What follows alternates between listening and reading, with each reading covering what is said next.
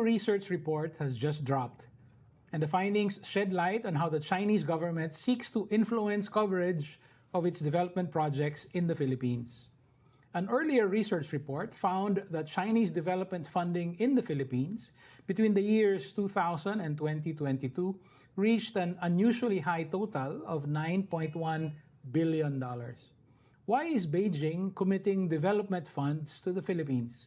And how is it trying to shape Philippine public opinion about all this money? Hi, I'm John Nery, and you are in the Public Square.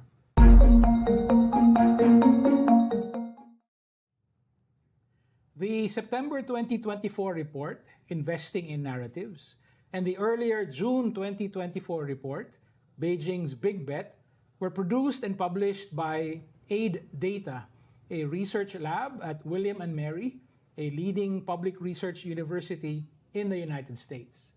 Joining us today is the lead author of the June report and an editor of the September study. Samantha Custer is Director of Policy Analysis of Aid Data. She also teaches at the Whole of Government Center of Excellence in William & Mary. Welcome, Samantha, and thank you for joining us in the Public Square. Thank you so much for having me, John.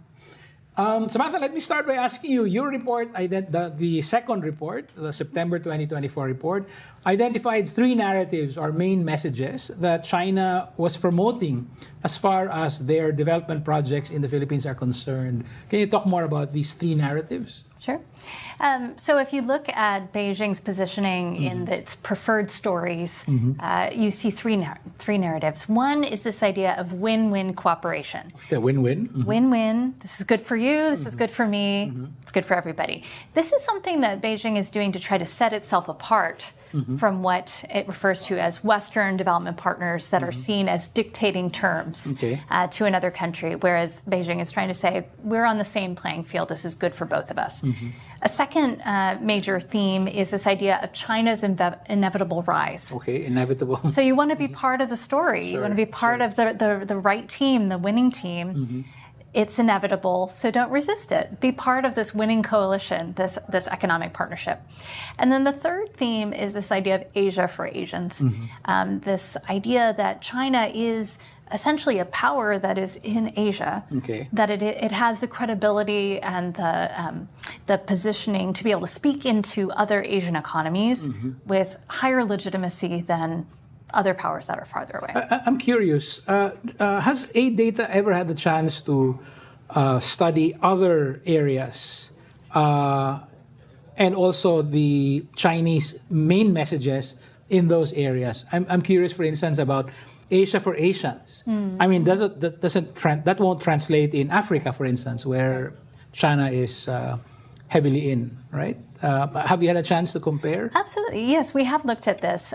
Certainly throughout other parts of Asia, you do see similar messages, but if you go to places like Africa, for example, it's a slightly different spin. So this idea that, for Africans, they're often seen as being talked down to by a US or a UK or the EU. China is a developing nation in and of itself. It understands. It's been part of that process of breaking out of poverty.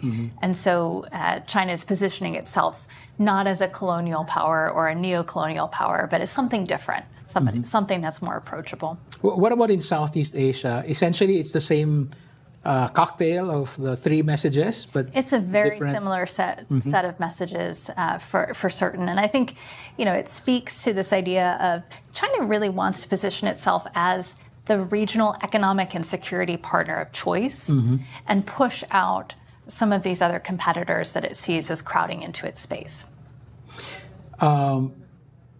These main messages you're able to identify by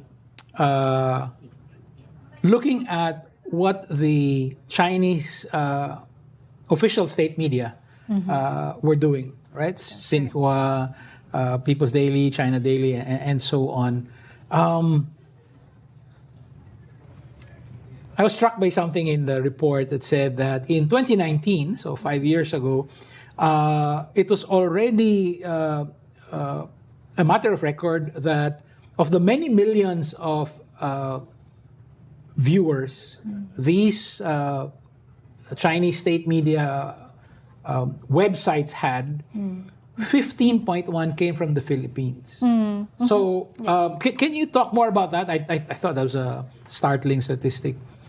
Yeah, I mean, I think that, if you take a step back from that statistic for a moment and put it in a context, these digital technologies, the fact that you're seeing increased connectivity on the internet, the proliferation of smartphones, it has democratized the way that people access information and the way that people can push out information. Right. And that unlocks huge opportunities for China to be able to reduce the cost and the friction to reach people in the Philippines. And so the fact that Filipinos are so highly connected online is a huge advantage. Now, the challenge for Beijing, though, is a lot of its state-owned media are still seen as suspect because of the tight media controls in China. It's not like in the Philippines where there's much more of a plurality of different voices or freedom of the media. In China, a lot of this is dictated by the state. And so even if you have the channels to be able to reach Filipino users and viewers, there's still some limitations for China. So I was struck by that there's a considerable number of Filipinos who are already accessing, as of 2019, official or direct channels, as you phrase them in your report. What about indirect channels for China in the Philippines? Here we're talking of Philippine publications or websites or networks. Can we talk more about that? Is it the same mix of the three messages now being directed at these indirect channels, or is it something else? Yeah, it's a great question, John. I think, as I said before, there's a limitation for China when it uses its own channels. There's a certain degree to which that seems suspect.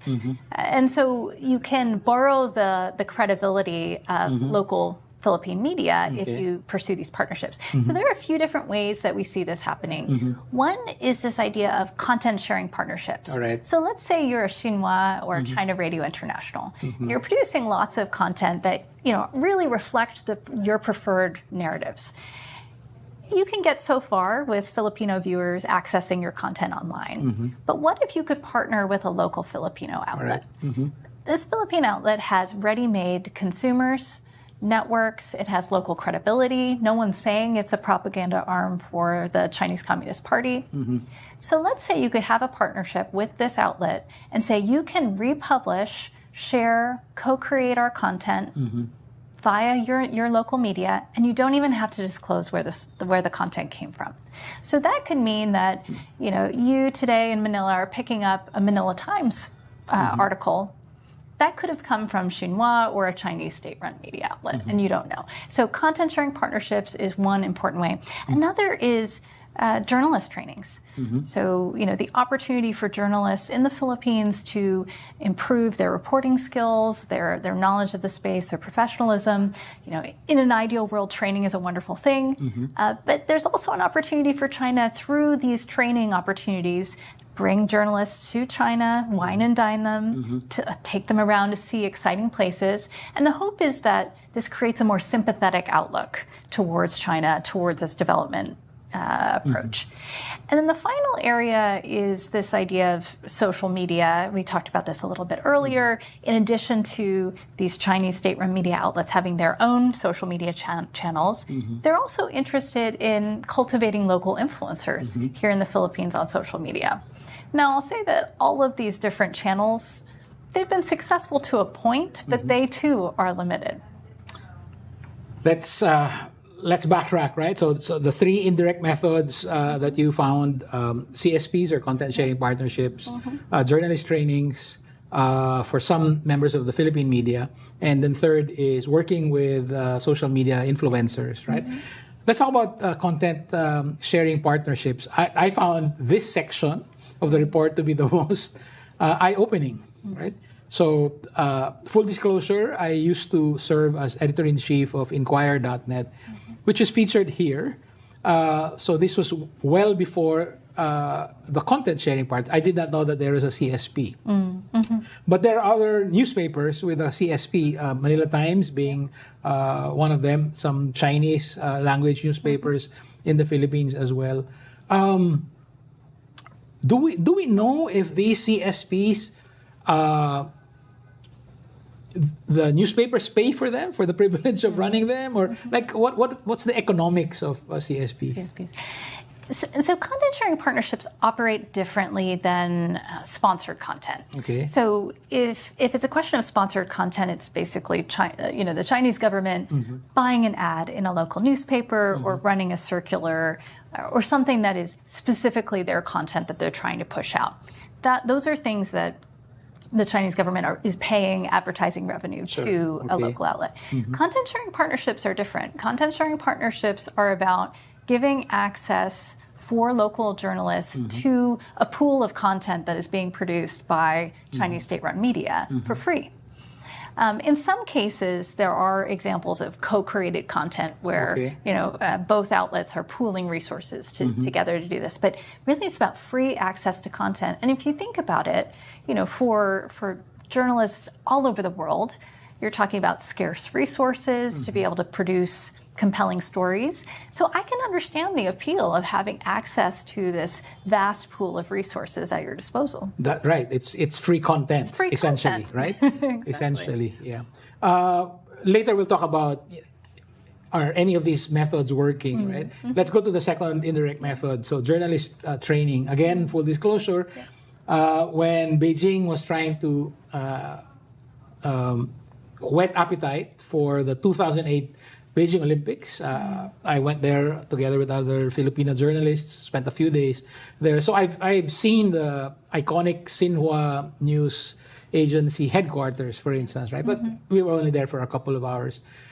Do we have any idea how many Filipino journalists have been trained by China?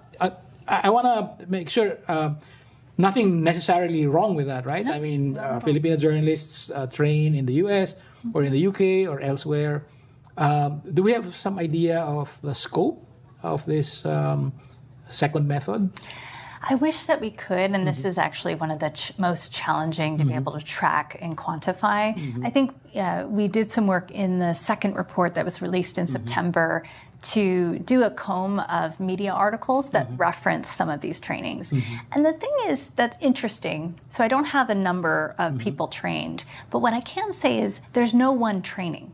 They all take different forms. Sometimes it's Filipino journalists alongside any number of different countries. So they're bringing countries together for shared training. In other instances, it's more targeted to a small cadre of Filipino journalists.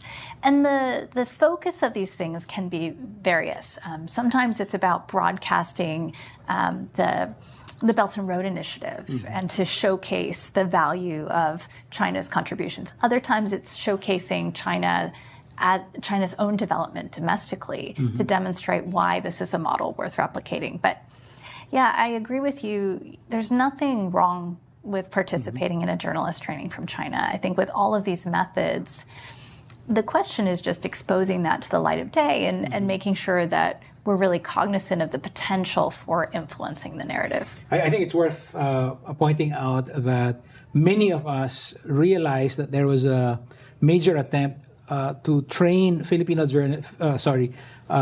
journalists working for government media during the Duterte years, under then Presidential Communications Operations Secretary Martin Andar, who is now an anchor on Chinese TV.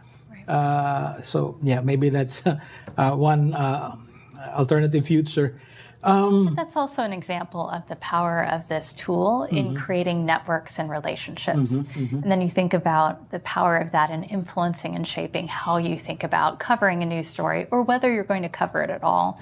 Especially because you do have this movement from a Filipino journalist working for Philippine media and then moving over to Chinese media. For the third method of working with social media influencers, my understanding of the section was that it's very much a limited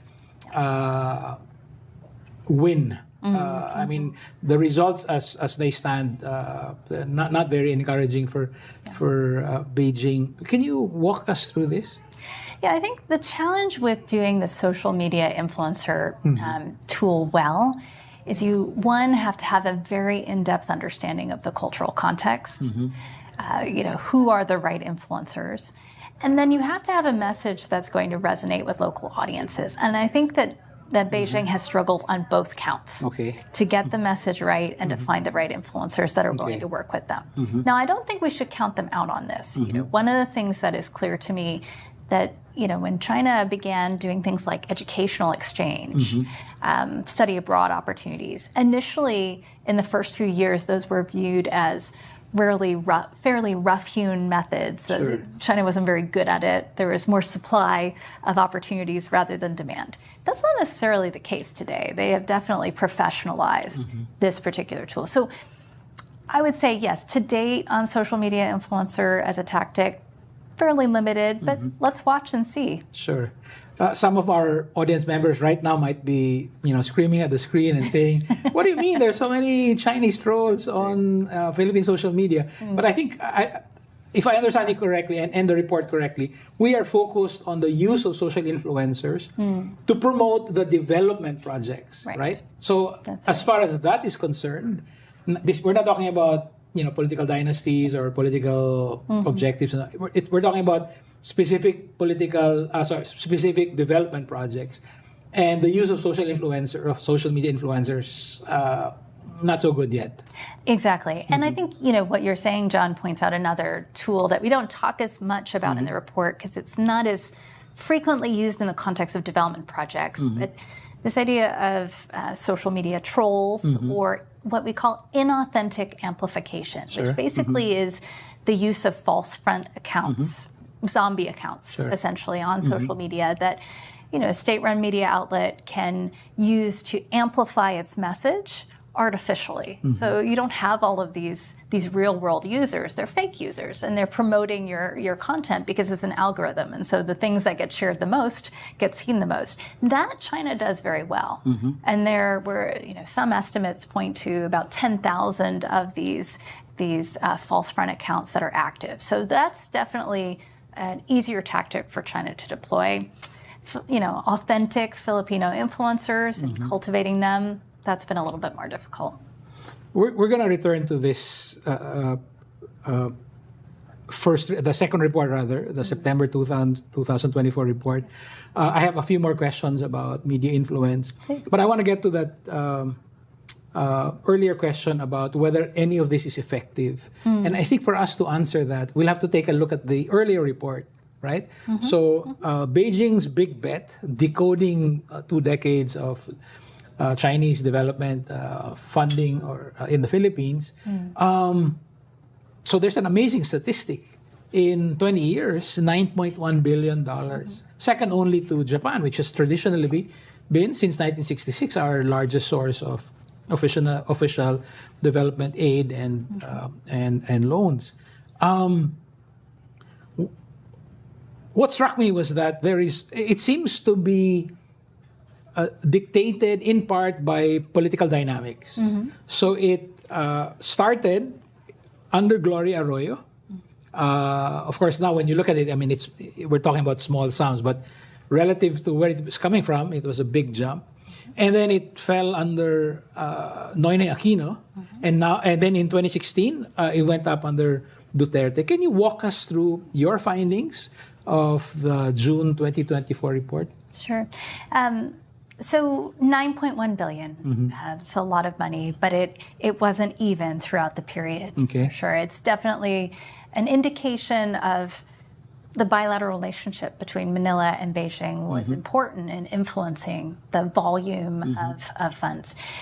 And some of this is reflective of the fact that the way that China orients its development finance dollars is it sources project ideas directly from senior political leaders. So when you have a leader like Arroyo in power or Duterte, both had fairly prominent infrastructure-led growth initiatives. They were both looking for partners that were willing to invest heavily in infrastructure. And China was one of the actors that was willing to come to the table. And so it makes sense that you have a sympathetic political leader in office that has an interest in infrastructure that requires capital at a scale that most development partners, they can't even dream of. that fueled a lot of growth. So in the Arroyo administration era, you saw a 950% increase in new financing from Beijing. And then under Duterte, that's where the biggest surge of financing overall came about.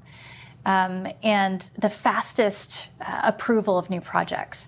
Then I think what you see happening when you have a less sympathetic leader in power, like this was the case with Aquino in particular, he was concerned, if you think about it as a pendulum swing, Arroyo very pro-China, then it shifted to Aquino, very concerned about it. China didn't go away. It just changed its tactics. So it went from an emphasis on government-to-government related projects to investing substantially in the Philippine private sector. So you saw that as an open opportunity. And then when Duterte came back in power, the door was open again. I think the interesting question now is with the Marcos Jr. administration. It's a big question mark. It's a big question mark. Marcos Jr. has indicated that he's concerned about the high level of economic interdependence, dependence on China that came about under Duterte, wants to course correct, is starting to diversify his relationships. So, we could be seeing a shift again from Beijing. They're not going away, but they'll probably reinvest more in the private sector. Just a quick comparative question. The aid or development financing from Japan, does it go through the same kind of political roller coaster? That's a good question. I think, certainly Japan was ahead of the game in the early 2000s. But I think that was partly because you didn't see the surge yet from China. I think Japan's level of investment has actually stayed relatively steady. But if Japan was here, China began here and then all of a sudden started surpassing it. So I think that's what you see happening. Japan tends to operate a little bit more like a traditional donor in some respects. So there are two types of assistance. There's aid, which are grants or no or low interest loans, relatively cheap to access these funds, and then debt. Which actually operates a little bit more like commercial lending if you went to the private sector capital markets. Japan, and as it turns out, 90-something% of the $9.1 billion from China is debt, not grant. That's right, 94%. 94%. Yes, that's right. And that is very unusual.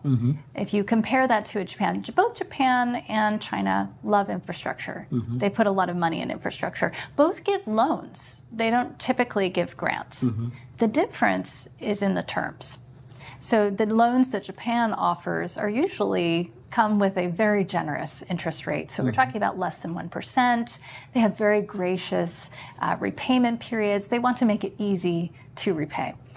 China's loans expect an economic return. They operate more like a banker than a benefactor in this respect. And so there are some real differences there. Is there an economic rationale for accepting China's terms? Assuming on the part of the Philippines. On the part of the Philippines. Assuming that there is a comparable offer from Japan or another donor country.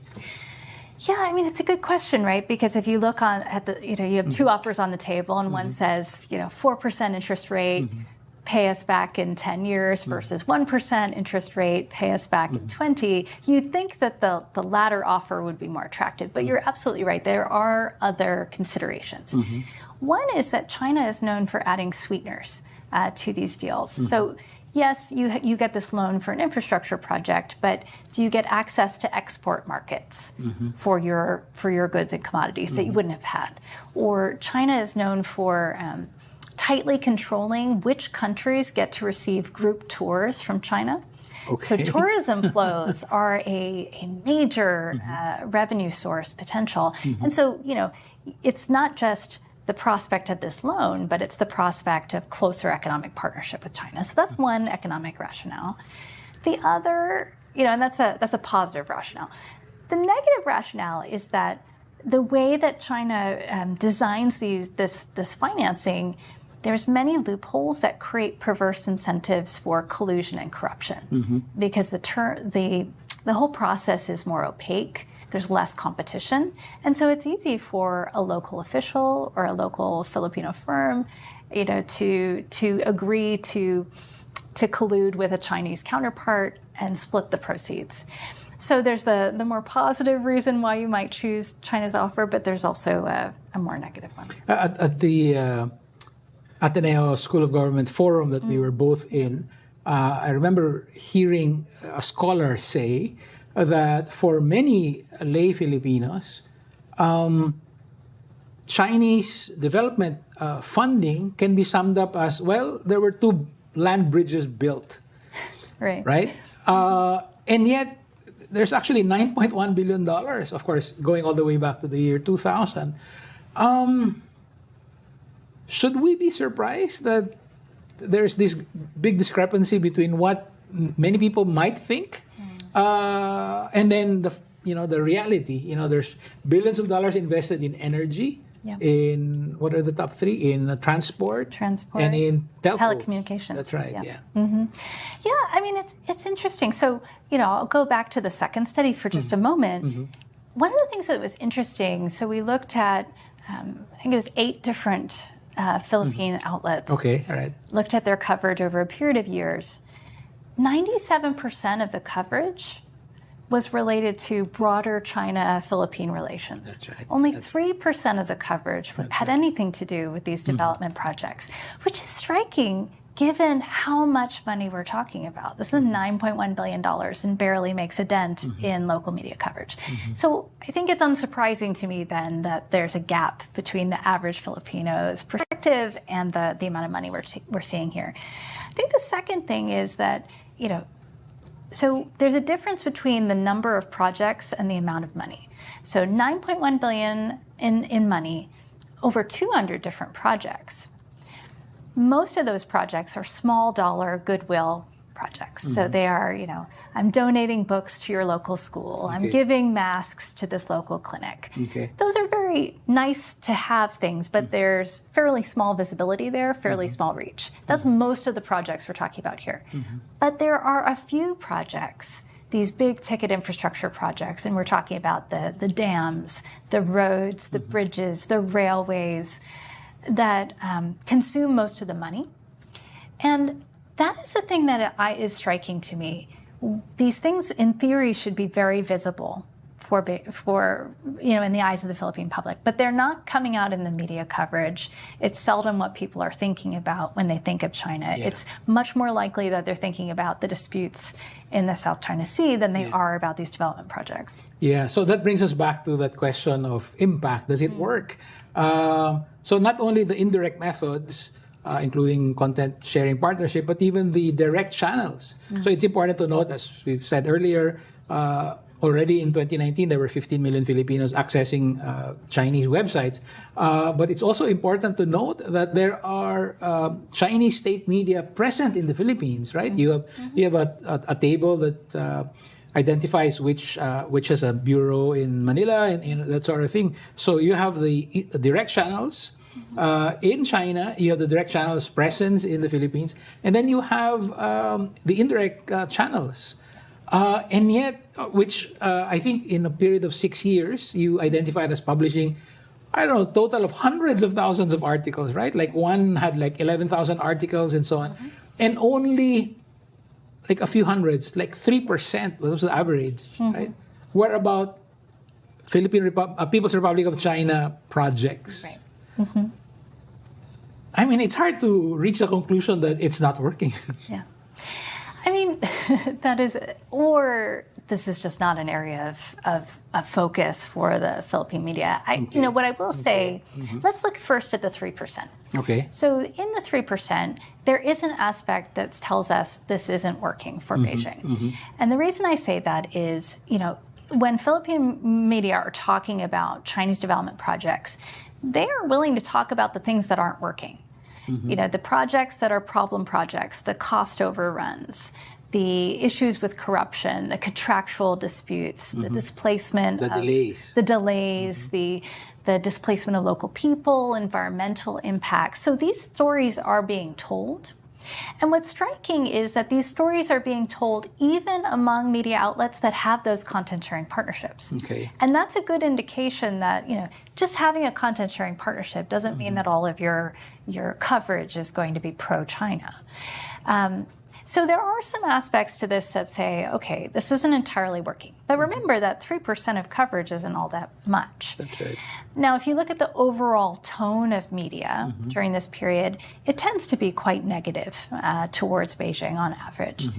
If you look at different outlets' practices, there are some that are a little bit more positive towards Beijing. Let's say if you look at op-eds that are being posted in the Manila Times, for example, this was one of the examples that was the most positive consistently towards Beijing in 71% of the quarters that were covered.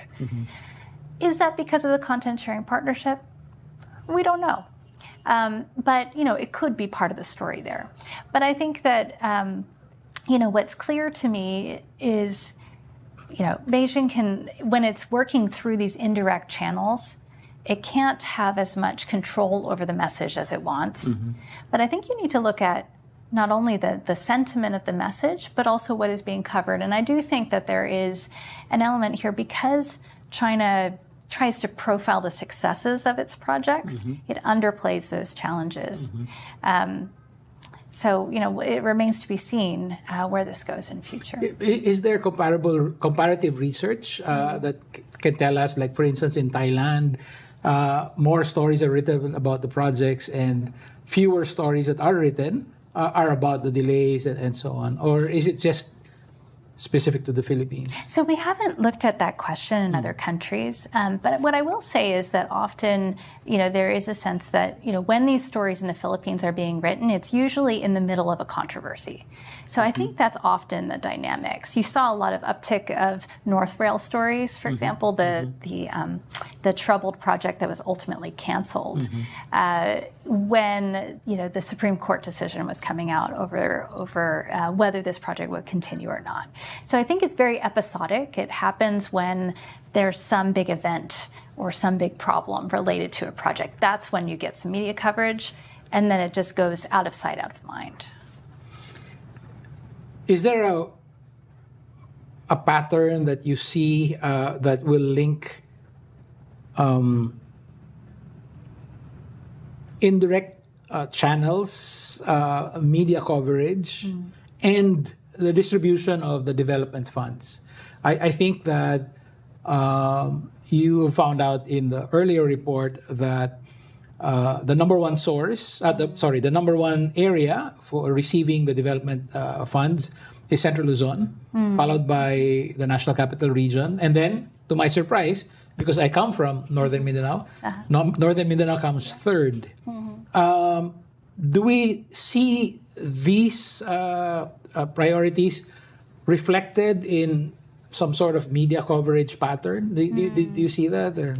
It's a good question. I think where you see a lot of the content sharing partnerships, they're based in the National Capital Region. It's not exclusively so, but that's where it's dominant.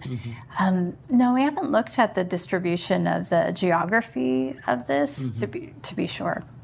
Well, I think part of if I remember correctly, it's coming back to me now. But if I remember correctly, the data on the 8 newspapers that you surveyed, the highest number was 4%, and that was Business World, if I'm not mistaken. And I think it's because that's the beat of Business World.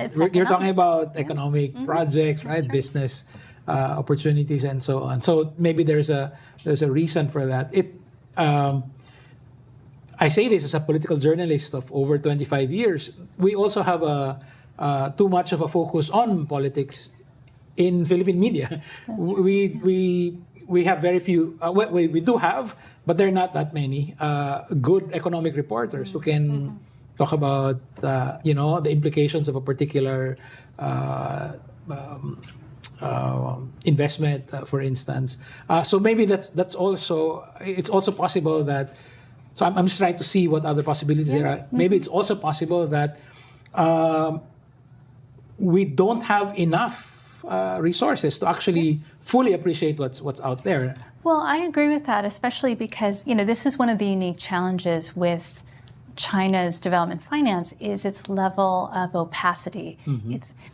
So, if you take an actor like an Australia, a US, a World Bank, they participate in international reporting regimes that basically means we are reporting on all of the development projects, the terms, the results. China is not party to these same standards, and it makes it very difficult to be able to know how much money is being committed, how are firms being vetted. It's particularly problematic because many of the firms that implement these projects have been sanctioned for questionable financial practices.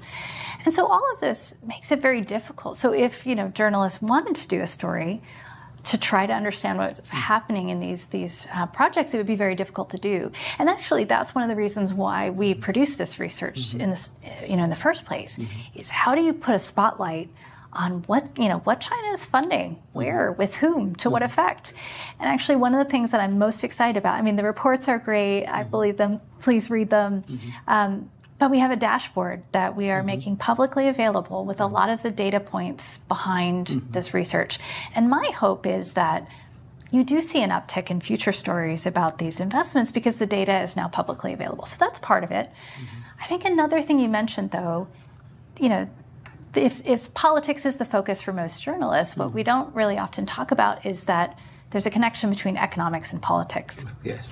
And that, economic dependence creates political leverage. And that is one of the real concerns, I think, with China's development finance, is how much do those dependencies sway political leaders' behavior in ways that align more closely with Beijing? I want to say that both reports are publicly available. You can download them from the aiddata.org website. That's aiddata.org. And that also the dashboard, which I had a chance to play around with. It's terrific. It's also on the aiddata.org website. So if you want to know more about, so I'm talking to our audience here, if they want to know more about what went into the reports, it's transparent. But I also want to ask you, for some who are maybe favoring China this particular juncture in our Philippine history, they might say, well, you're a U.S. research lab in a U.S. institution, and then you say yourself in the start, on the second page of your report that you received funding from the U.S. State Department. I know the reputation of William Nery, but can we talk about this? How is this a credible report for those who might be hostile to the findings? They might be concerned about it. So first, I would say is that this is not the first time that we're looking at China's investments around the world. We have over a decade worth of research and experience doing this. And so it's a long-standing interest. And I think it dates back to a desire to have more data and more evidence in a conversation that is frankly very heated. There's much more opinion and rhetoric when it comes to understanding China's rise and China's investments than there is evidence. And so we wanted to be a course correction to that. And that's been a long-standing mission for the length of the time that I've been at AData. I think the second thing that I would say is that all of the methods that we use to collect and analyze this data are completely transparent and publicly available. You could replicate this, although it would be a lot of work. but it's designed so that you could replicate this. So people that are pro-China or that are China skeptics should be able to reproduce this. I think the third thing I would say is that we take our reputation as an independent research university very seriously, and so we accept funding partnerships from all manner of different places, so private foundations, multiple governments, international organizations. And I think just as I would say, it's good for the Philippines to diversify its funders, so too is it true for AData itself. And we have made an effort to do that because if we were completely financed by one funder, be it the U.S. government or somebody else, that reduces your autonomy, right? The last thing I will say, and it's a credit to the U.S. State Department that did fund this work. I only would ever accept a research assignment if the funder is clear that they can fund the interest in pursuing the question and producing the public data, but we hold the editorial pen, just in the same way that you here at Rappler, you guard your editorial independence, so do we. So again, it's all in the data's there. Data is available to everyone. The reports are available to everyone. And also the research methodologies are there. One particular point about one of the research methodologies. Can you explain to me how did you classify newspaper articles and columns and opinion pieces as favorable to China and unfavorable? I mean, there's an entire section here on Manila Times being the most pro-China, and the numbers bear it. And I know many people who work there, but I agree. I mean, it confirms what I know by experience. But now you've quantified it. But I just want to know, how did you quantify it?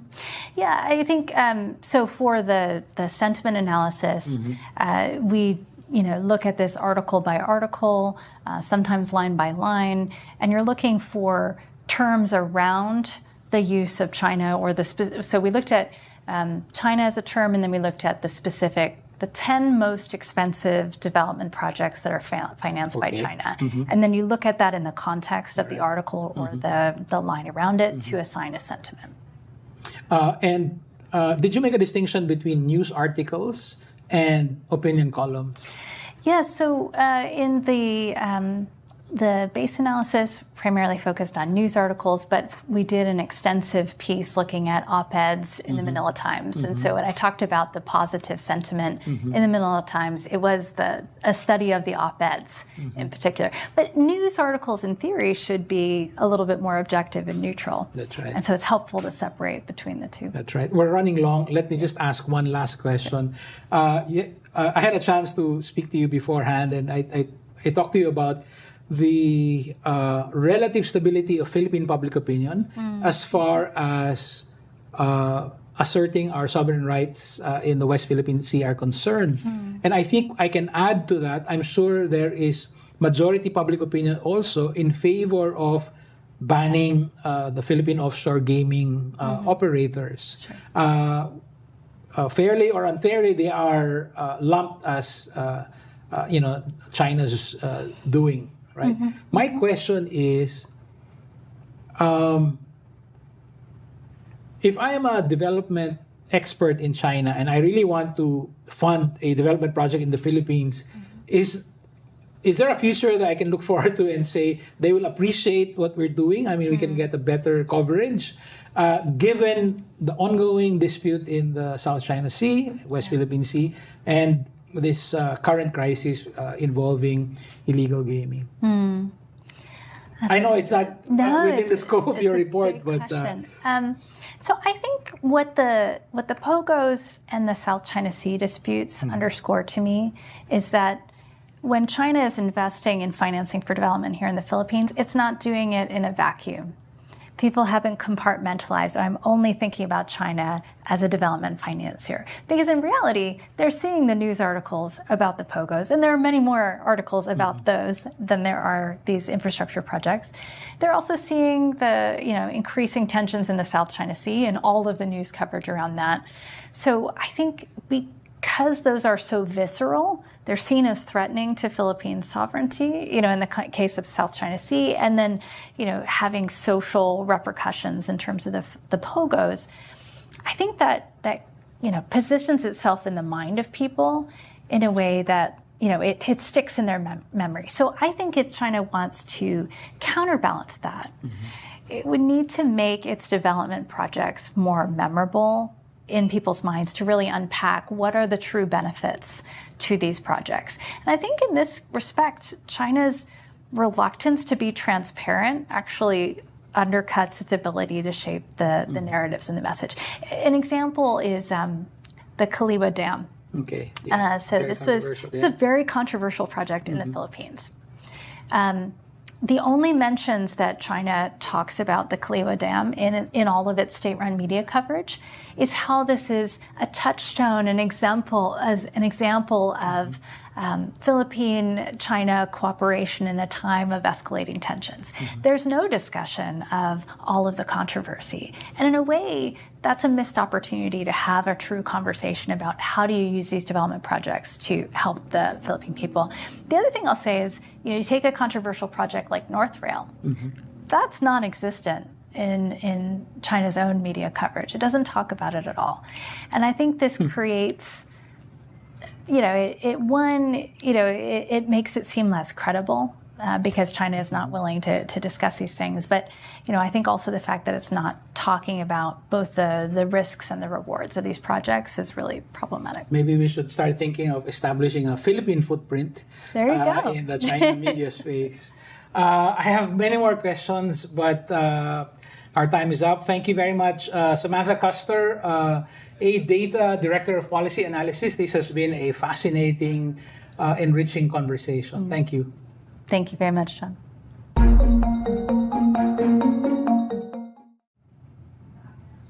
And that's it for us today. The next step for engaged citizens, as always, is to take a more active part in our democracy. Download the Rappler Communities app to join the chat room of your choice. Thank you. This is John Nery. See you in the public square.